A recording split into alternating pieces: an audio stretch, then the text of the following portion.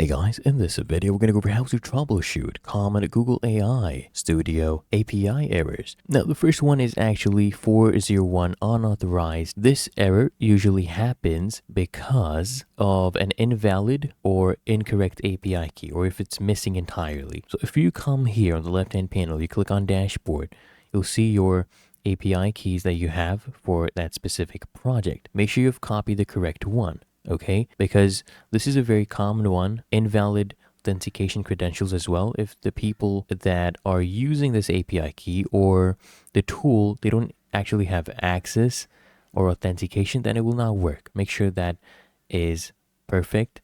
Then we have 403 forbidden. Okay, this is usually because of permission being denied or access being restricted. So the API key itself lacks the required permissions, or usually billing is not enabled. So as you can see, this one is on the free tier. You'll need to enable billing. So you just click on set up billing. It'll redirect you to your Google Cloud console, and make sure you create an account, enable billing. And other times what happens is you are not in a supported region, so your geographical location is not supported.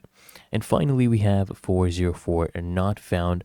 This one usually happens because you're using an incorrect model name, right?